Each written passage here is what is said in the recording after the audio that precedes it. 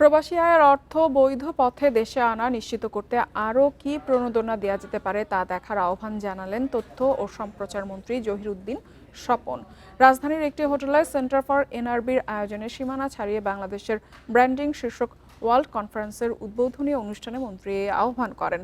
মধ্যপ্রাচ্যের যুদ্ধ পরিস্থিতি দীর্ঘায়িত হলে যেসব দেশ বাংলাদেশ থেকে শ্রমিক নেয় তা বন্ধ হলে রেমিটেন্স খাত ঝুঁকিতে পড়তে পারে বলেও জানান মন্ত্রী। এ সময় পররাষ্ট্র প্রতিমন্ত্রী শামা ওবায়েদ বলেন, বিশ্বব্যাপী ইতিবাচক ভাবমূর্তি তুলে ধরতে বাংলাদেশকে ব্র্যান্ডিং করার চেষ্টা করছে সরকার।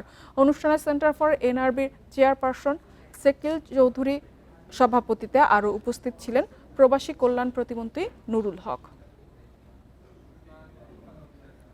মধ্যপ্রাচ্যের যুদ্ধ সংকট যদি খুব দীর্ঘায়িত হয় এবং এখানে আমাদের যে ডায়াসপোরা আছে, যে দেখা যায় যে তারা রিক্রুটমেন্ট বন্ধ করে দেয়, এই ধরনের যে কাজে তারা যায় সেই কাজের জন্য তারা লোক নিতে বন্ধ করে শুরু করলো।